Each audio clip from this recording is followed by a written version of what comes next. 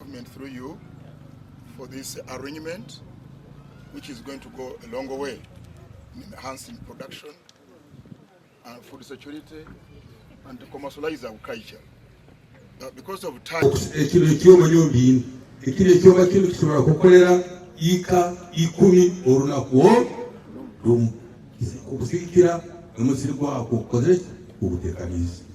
so yowe mama Prime Minister nkusabira abantu bano abakuja kutunga ebyoma bino bagende babikose kurungi kandi bongere kugazihya entahya yabo bayite entahya ki eyo hanga. Please take good care of the tractors. Other information we are going to give to the operators that you are going to send to us. We are going to give them the instruction how the tractors are supposed to be serviced, operated, and please, when they tell you what they have been trained on, you agree with them. Some beneficiaries, when it's time for service and the operator says it is due for service, says no, please first go the other side and finish the work. That's why the tractors are breaking down. We need, when they have advised you that it's due for service, they communicate to us and we send the engineers for service. My name is Nora Vigiro Nyendoha, and I do represent the people of Lisa in the Parliament of Uganda. Sima President we hangalia itu na kutwaira omukisa guno kurango atelimu amani byobulimi. Atuhaitu abantu babulisa tractor ibiri zigenda kuba nziyamba abalimi baitu kurango tuongeiremu amani byokulima kwaitu akwatu kuweta kurango tubaina kiamani kitukora habyobulimi.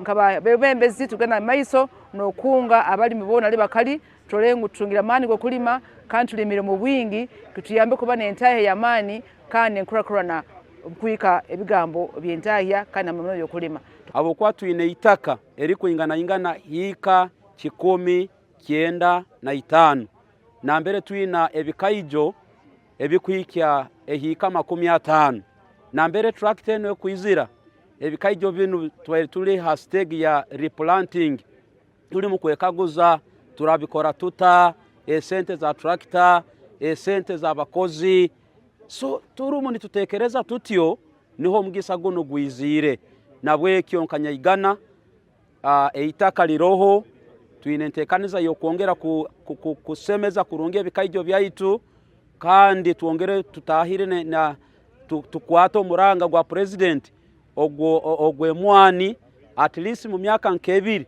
tujya kuba twina ehika 10 ezemwani ezitekanizibwe kurungi twinente kino kulwafi kye kibadde kibulamu twagala abakule nobutunaba nga tuli bakulembeze nga bantu baffe kibakola nga bantu baffe tebalengejide mu kukola tujja kubanga tuonona biseera kino kye kyande badanga twatandika nacho kati twagala bave ku kino batandike extension service ngeri very strong ngo muntu wabulijjo nga aba guided eyo mathematics ya president yabadde nga agamba ayogera mobilization nga yamanyi bulijjo enkumbi tesobola kukola ekintu ekibayita to break the pan abana agriculture bakugamba gobonaba nga oli wakulima ennyanya oli wakulima mwanyi oli wakulima etooke ene fruit that olina okulima ekinnya kya futi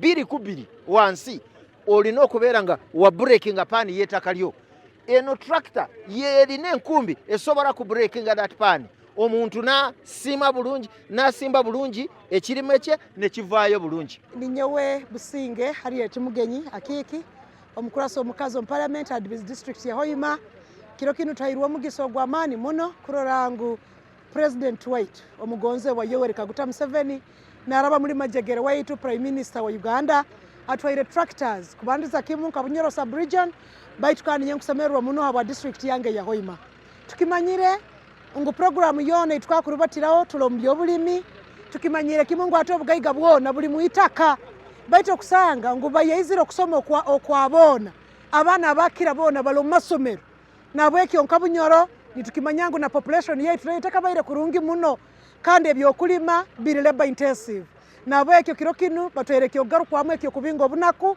tugenda kikwata muno na amani kandi ntera abantu bange ba Hoima district tractors zino tutazikwata kubi nkeze nyuma tuzikwate kurungi muno turolengu tusobole kwekonyera kurugwa mbunaku abwekyo tuina okuyikiriza kandi okugonza ngu tractor zino zina kyamane kizigenda kutuyambaho mu commercialization of agriculture rundi mu kukendezaaho mu kuongeraho capacity ya area yokulima hapo ensonga ngu tuikayire ntukozesa enfuka ntukozesa engaro baitu traina ali tugenda habwekyo ekikorwa kino kikugenda kuongezamu commercialization of agriculture rundi kulima endima ekugenda kuongeraho capacity eyebyenturukya nuko kisobole kutuongeraho ebyentayi.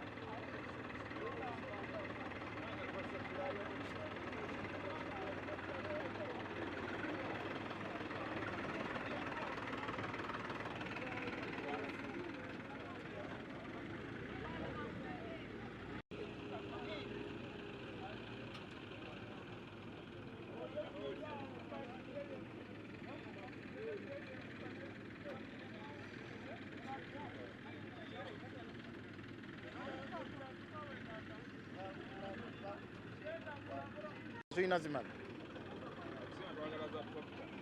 nazikutedda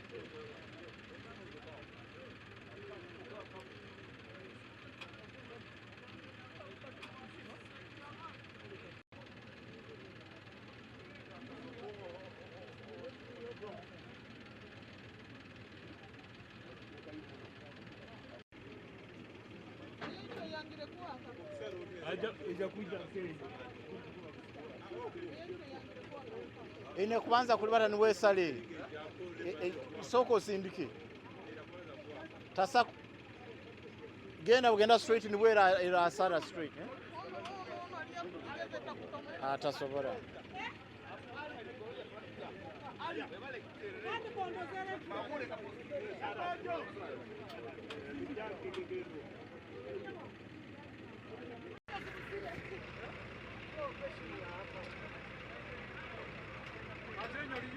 ndiyo mukama wange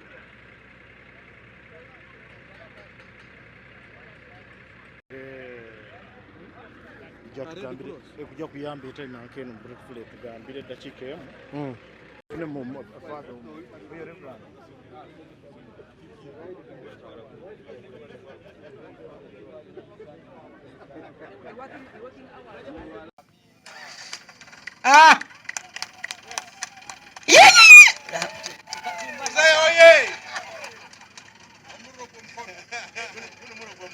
Baja kubatomera ino ati kani nywe bojo kwenda ogambe nywe ogamba bona bensomere mbamanyire abamutika baruraoka districts are then ngezireka kumiro kandi ono wakwani ko mukono kiki si one chairperson sako ochi ali omuzeyi muntu wangi ono akansabira obwa minister mwa president ngenzireka kumiro district the youth groups even women groups ati eje kugamba ono omusigazi gyayibire mwe buli kimu yabakazi kibale again Kibarama Peter Modo Farmer Kibarama Linka Modo Farmer Kayanja Sabu County between a tractor ibiri eziri Kikwaya tujja kulora abantu abandi musokwetezanye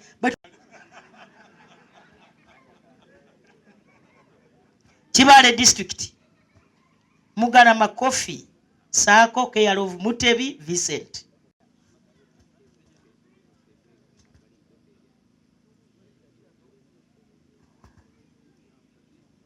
Kikube onu tractor ekamuhinihizibwa president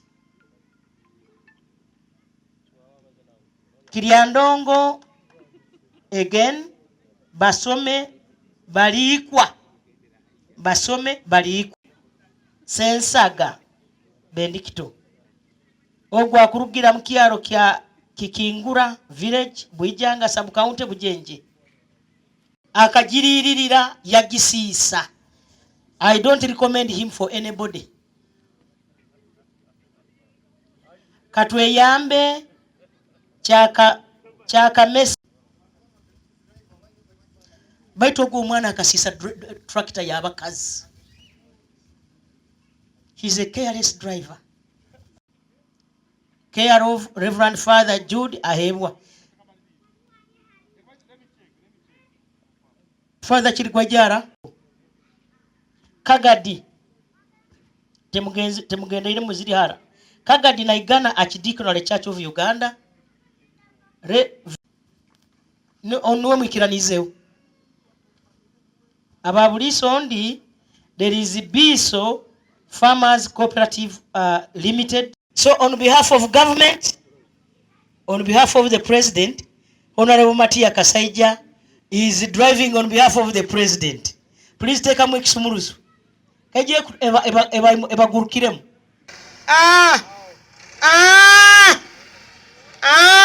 Oye, nare moye. Good. The president directed me to handle this on his behalf. So no mundia no zimo ngatozi. Sanga sauni sanga zaji. So government has therefore procured 18 tractors and implements for 9 districts in the Bunyoro sub-region.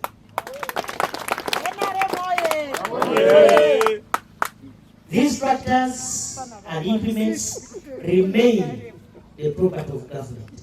No one should tamper with a tractor. No one should touch that tractor.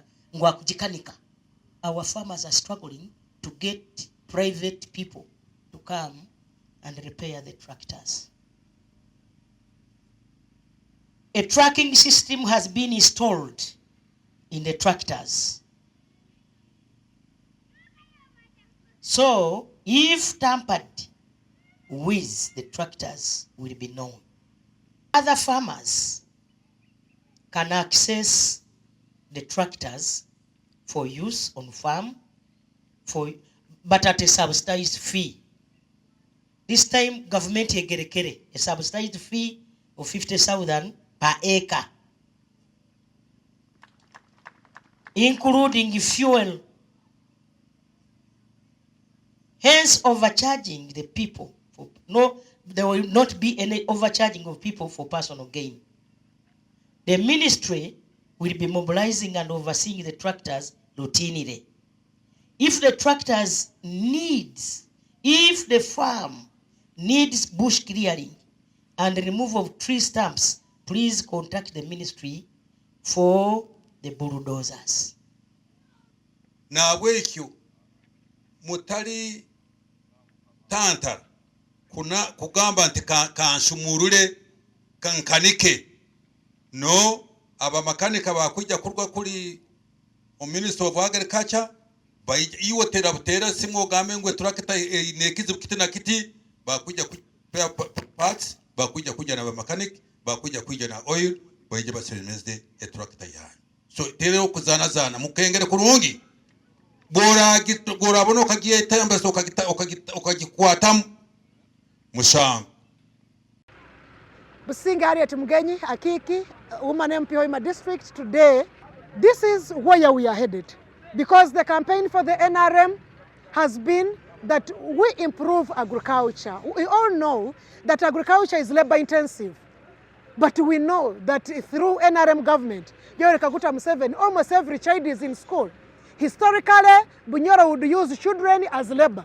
Now, where the children are not and they're in school, the president has answered it. We have the tractors to supplement on our labor to make sure that we improve the livelihoods of our people.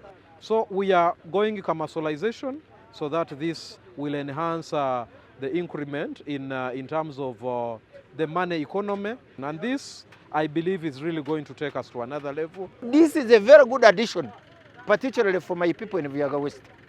And we want to thank the NRM government, led by President Museveni, for doing this. These are the things that they should have started with a long time ago.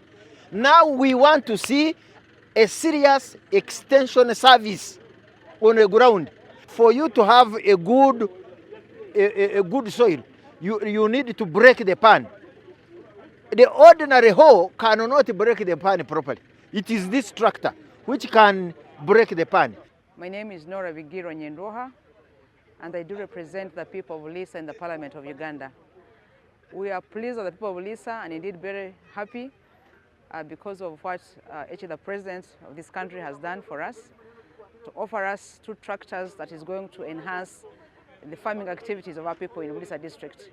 We are very happy as the leadership of Lisa, together with my chairman LOC5, the DPO, and the 2 leaders of the beneficiaries, that 2 tractors that have been given to us are going to help us in serious of agriculture activities in the district. So I want to appreciate government through the Office of the Prime Minister and the Prime Minister indeed for this kind of offer. And we are happy that the Ministry of Agriculture will be able to service these tractors and even make sure that they are repaired in the case of any challenge. Venerable Reverend Okelo Erisa Wedunga, isabadikoni obusabadikoni bwanyaigana obukutwara amakanisa nsanju na mwenda kandi na malisa 10. We also planning to have coffee, and that is now receiving the government plan of planting coffee. We are planning to have 10 hectares of coffee, and then matoke, bananas, and also we have cattle, about 16 of them. So we are very glad. We are appreciating the government of the Republic of Uganda for this project.